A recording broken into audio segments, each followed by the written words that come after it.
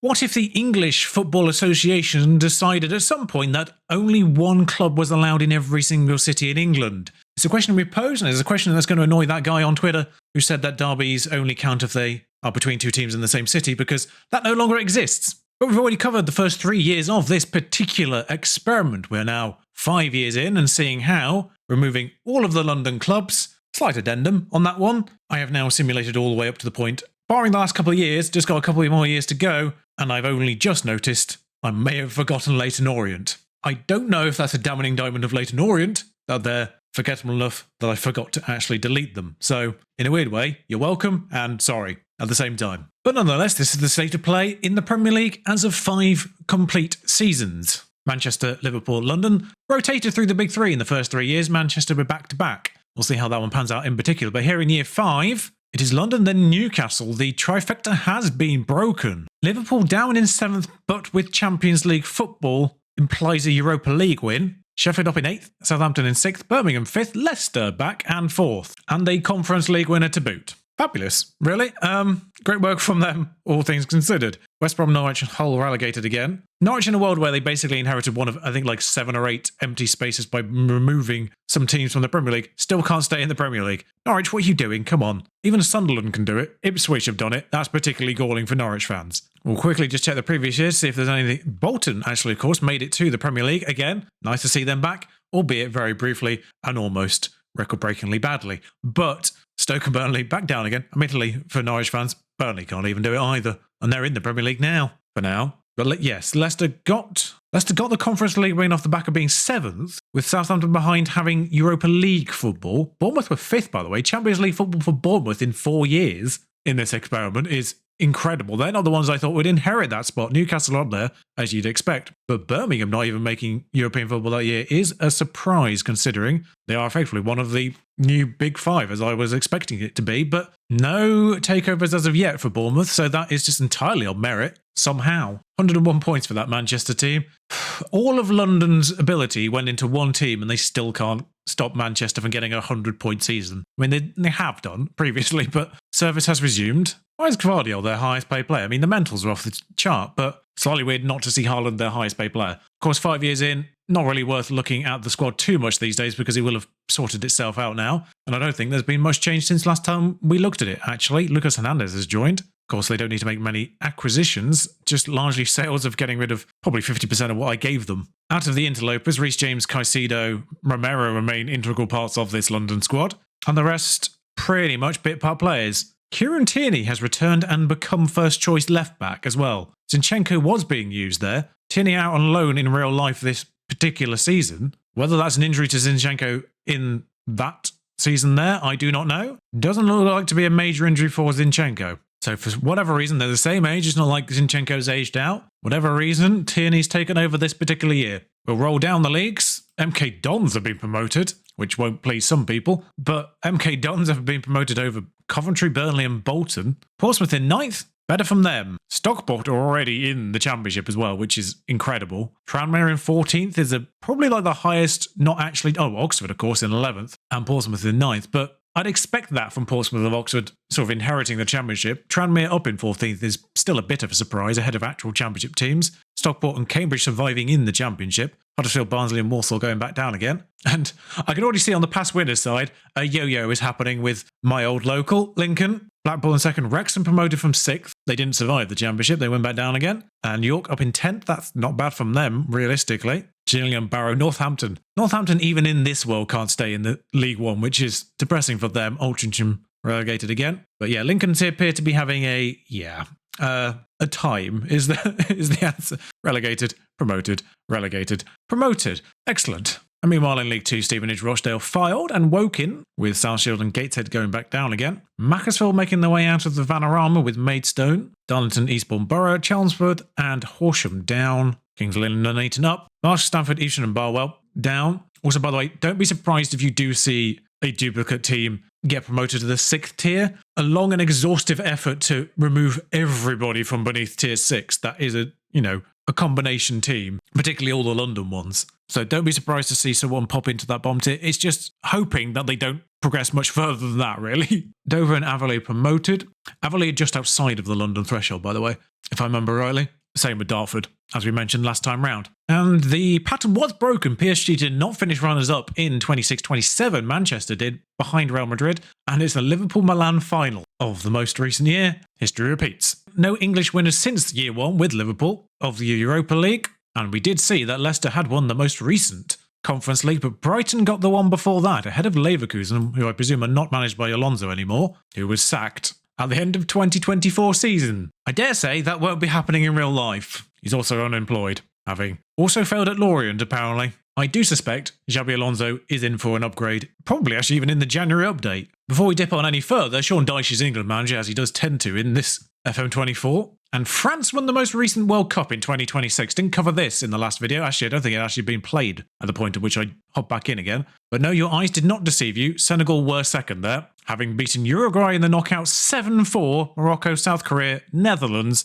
Admittedly, it's a fairly kind run before losing to France. South Korea beat Italy. That's a big one. Portugal beat Spain. France's run was relatively kind as well. Ghana, Mexico, Sweden, and then Norway. Ireland reaching a semi-final. Norway surprisingly don't do that well even with Haaland. But here, semi-final. Their run was actually pretty impressive. Paraguay beat England on penalties because of course they did, but Argentina thwarted by Norway along with Germany, and then Paraguay, who also got past Belgium. A great run from them. The current Euros is in progress right now, so I can't really show them, but England did win the Euros in 2024. Forgot to cover this. Obviously, kind of irrelevant to the experiment, but it's just interesting always to have a look at this. One thing I do want to pay attention to actually in this as well is where youth prospects come through at, because obviously we're starting to get new gens through, particularly 5 years in, and whether or not they're at the big three or other places. None of them, just one of them from the big three, Brad Balcombe. Because obviously removing a bunch of London teams, you'd think they'd all pull into London, but similarly, they could also go to clubs on the fringes of London,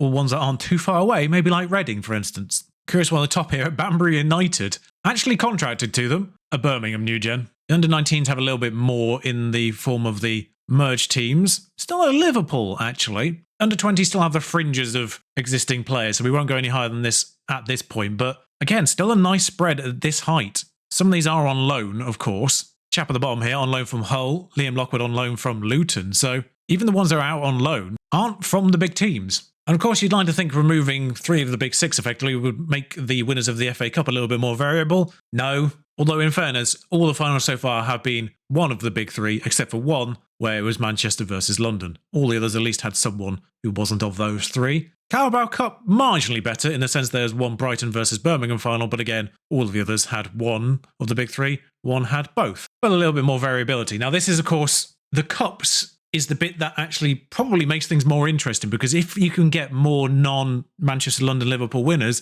then that's more random teams that enter Europe and maybe get their reputation up and then build themselves from there. That's kind of like the secondary supplementary influence of this experiment that I was hoping for. Seen it a little bit there with Brighton getting the Conference League via the Carabao Cup and then winning it, and therefore Europa League, despite not being up there in the Premier League. Now, they may not be up there in the Premier League because they're in Europe and therefore struggling, because that always happens in Football Manager. But we'll see if Brighton can build on that, because they did get Europa League. I'm presuming they didn't do well in it, because quarterfinals, they beat Lazio, then lost to Strasbourg, because of course they did. Naturally, having beat them in the league phase, they then lost to them twice in the knockouts, because football. And they did get to the FA Cup final and then lost it, so they could have got Europe again via that. But their form in the second half of the season is absolutely atrocious. But this is the kind of thing you're kind of hoping that someone can maybe build up a bit of momentum in Europe and then help break the stranglehold of those top 3. Now, Liverpool, probably worth just briefly checking in and seeing what happened for them to fall to 7th. Just a not a great end of the year, really, losing to Newcastle, Bournemouth, Southampton,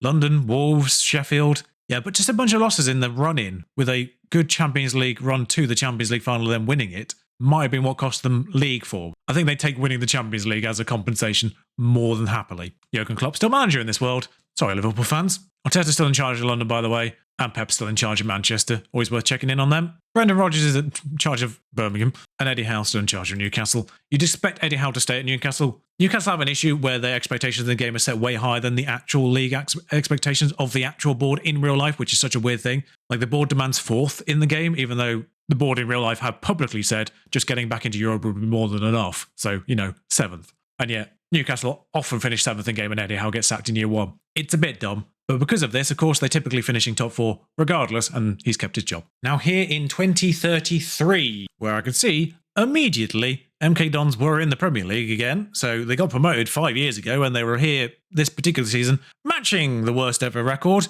Norwich are back and being relegated again, that seems to be a common theme. Although Hull, unlucky to be relegated with 39 points when you look at the 2 records of the teams beneath them. Brighton with European football in 10th, Southampton with it in 8th, West Brom and Sunderland with European football in 6th and 7th. Surprises the further you go up there, blimey. Bournemouth in 11th, not keeping up that particular pace. Leicester in 12th, not keeping up their high finishes. Well, they could be anomalies, but the top 3, Manchester, Liverpool, London again, is a bit depressing. Newcastle, Birmingham, 4th and 5th. As I was anticipating, I see a change though on the right-hand side. Manchester may have won this one, and they may have won the last one that we checked in on, and they may have won the one the year after, Bournemouth 8th, missing out on European football. That's unfortunate for them. MK Dons were immediately relegated again, and Liverpool did return to the top 3 immediately as well. But the following year, a very tight finish as well. The following year, a new Premier League winner. Newcastle took them 7 years in game for someone to break that. Birmingham in 10th, winning Europa League, I guess. Derby appeared in the Premier League again. That's nice, even if it was brief. But Sheffield with European football. Brighton in 5th. I was hoping that European momentum would go somewhere, and it has.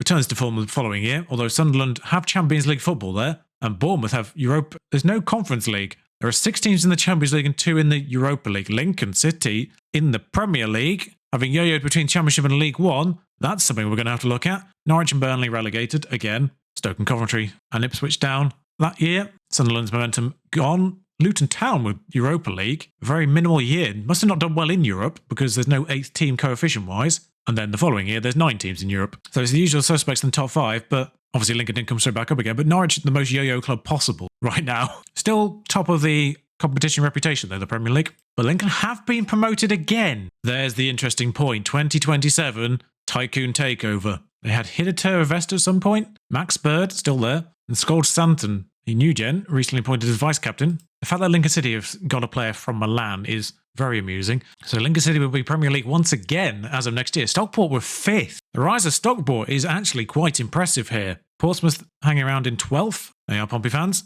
The yo-yo has officially actually stopped. 5 years consistently mid-table. The most consistently mid-table you could possibly be. 9, 10, 8, 9. John Coleman, Emma Hayes, Will Still, who just left his manager role. Interesting. We'll see where he went. Actually, Miguel, Swift, Sam Walker managers. He is available. Sorry. He went from Portsmouth to Norwich, relegated with Norwich, and then Boston. Where are Boston for him to have gone from a Premier League relegated team to Boston? League One, admittedly. Where Peterborough, Blackpool and Forest Green have been promoted. Forest Green having a nightmare in real life. Grimsby, Shrewsbury, Dorking and Colchester down. Swindon and Maidstone up again into League One as of next year. Stevenage being relegated but promoted again. I'm not really seeing any major falls from grace already as of 10 years. Morecambe and Harrogate have been relegated. The England under-18s goalkeeper not keeping Banbury United up. Yeah, not seeing any major falls from grace as of yet, but I am seeing one of the accidental ones I haven't forgotten about. I deleted everyone down to a certain reputation, so obviously there's still the potential of teams climbing, particularly over 10 years,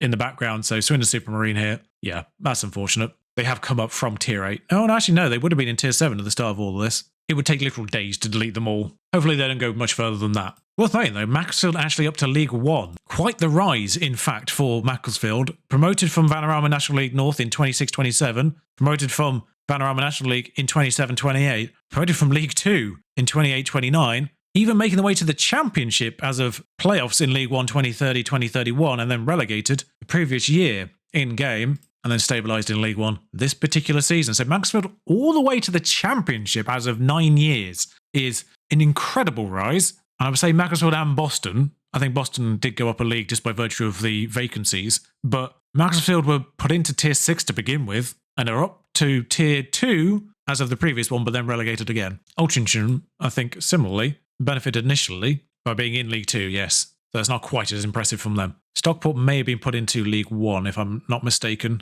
Yeah, Stockport were put in League 1 and then immediately promoted, actually, and then they've made the most of it. It looks impressive. It's not as impressive as I thought it was. Still no surprise winners of the Champions League as of yet. Liverpool and Manchester getting more ones for England, but Milan with another failure, and an All-England final in the form of Liverpool-Manchester. The highlights: Birmingham with the Europa League win, which I think we spotted. Ryan with a win in the Europa League is impressive. Benfica losing twice at this period. And Brighton with another Conference League victory as of this particular...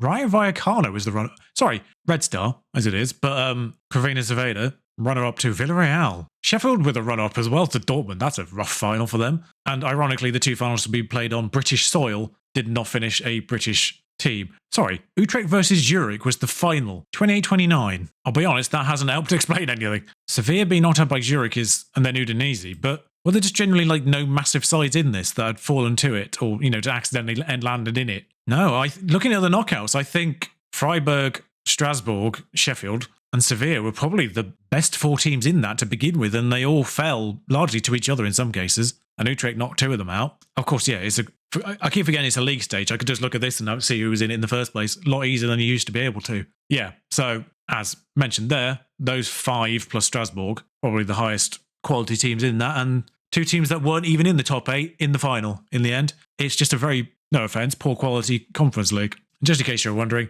PSG domination, Bayern Munich domination ended by Leipzig as of the most recent season. Well, that was a tight finish as well, 68, 67, 66. That's a very competitive season. Wolfsburg relegated. Woof, that's unfortunate. AC Milan domination pretty much over the last 10 years. And yeah, Real Madrid and Barcelona remain a thing. I do have the top leagues of Europe loaded in and simulated, but only the top leads, so don't expect too much variation on these ones. I just like to keep them in these experiments because otherwise you just end up with the same European teams over and over again. It's just more fun to see teams maybe break that. So far, not really seeing that. Although Köln 5th and Reims doing all right, with Auxerre, Troyes and Lorient. Actually quite a fun French league behind PSG, but yeah, behind PSG. Monaco relegated. That'll be a fun rebuild. England in the semi-final World Cup, won by Italy, ultimately a little bit more standard this one, I think. Senegal doing well again, though. England failing to retain their European Championship against France and getting to the final of the 2032 one, losing to Turkey on penalties. Of course. Just flicking through the under squads, seems to be a relative amount of variation still. Interesting concentration at Sheffield these days, actually. And actually, yeah, going up another tier, another 4 players from Sheffield. Liverpool featuring a little bit more now. And of course, 10 years in, some of the main squad is obviously going to be new gens as well. And this is where you start to see, of course, a lot of these existing players at London and Manchester. Although there is a player called Spike Brits, who is a real person at Wimbledon, was bought by Manchester. I mean, superb name, model citizen. What is happening? Also, just shout out to Daryl Granite. Superb name, at Oldham. Quickly run through the FA Cup. Newcastle, a new winner of that. Manchester, Luton Town. That's what we wanted to see. Something like that. Luton Town getting European football off the back of that, I presume. Finished 9th that particular year, and then actually finished 5th and 9th again this year. Actually, I think they might have been 5th in this year, and then got football anyway via the FA Cup. So kind of irrelevant, annoyingly, on that particular season. And Leicester and Brighton getting Conference League off the back of Carabao Cup, maybe. But Brighton making this theirs now. 2 wins in, I say making it theirs, London have had 3, but 10 years' time, Jurgen Klopp still managing Liverpool, Conte in charge of Manchester, and Arteta still in charge of London, Eddie Howe still in charge of Newcastle, I never know how to pronounce his name, but Liam Rosenior, in charge of Birmingham. When did Pep leave is always a fun question. At the end of 2028, he just left for PSG. Yeah, really testing himself there. Not going to help those critics by making that move. And in case we're wondering if any former players have made their way to managing Premier League teams, it doesn't seem to be the case. Although quite fun, we do have a female manager in the form of Helen Lorraine Nkwocha, I'm going to say, at Bournemouth, who has a pretty solid win percentage. Callum Chambers is managing Stockport County. Cameron Jerome is managing Reading. Wasn't sure if he was still playing in real life, but appears to be at Bolton. Callum Wilson is managing Derby. And Johnny Howson at Oxford. Dan Burn is managing Huddersfield, poorly because they got relegated, but Crawley, Barnsley, Fleetwood and Huddersfield on his manager's resume already. Very good motivator and people manager. Inherited that from Eddie Howe, I suspect, but I'm sorry, I've just noticed Nathaniel Chalobah as well in charge of Wrexham, who is incredibly a motivator. I'm sure there's more in there that I've missed. Joe Lawley managing Chesterfield. Hamza Chowdhury managing Northampton. He must have only just retired. Surely, yes, he is not good. But he's also at the very beginning. Daniel Farke and Emma Hayes managing in League 2 feels rude. Kyle Walker-Peters in charge of Kingsland Town. Not great, only just retired. Adam LaFonda in charge of Morecambe. Herbie Kane in charge of Spennymoor. And Alex Murray as well in charge of Scunthorpe. Their names I recognise. Sam Habercombe in charge of Matlock. I don't know if he's retired in real life actually at this point. Just recognise him as a former Lincoln. I'm sure there's names here that you recognise. Harry Toffolo in charge of Bishop Stortford. It's always fun once you get like a good solid decade in to see which players have made their way into management. So we'll keep an eye on some of those names going forward. Of course, arguably with more fodder teams. What's Erling Haaland's striking record? Not great. He always seems to do worse in simulations than he does when you actively play it, though. I say not great, obviously, it's still 20 goals a season, but he always scores like 40 when you actually play the Premier League. But there we go, that's it, up to 10 years. The final video will cover both 20 years in the future, and then I'm going to cap it at 35, because that's effectively the point in which existing players even then start retiring as managers. So I think that's the neat point, just from a game perspective. After that point, it is just entirely new gens and people you don't know, even in charge of football clubs, let alone playing for them. So I'll go to 35 years, but we'll start at 20 next time out. Like, comment, subscribe if you enjoyed this video. It was nice to see the support on the first one. I do appreciate that very, very much, of course. After a month of interruptions preventing me from getting anything done, really, in this field, it was nice to return with a well-received video. So thank you for that. Please like, comment, subscribe on this one if you have enjoyed it, and I'll see you for part 3 soon. But until then, ta-ra.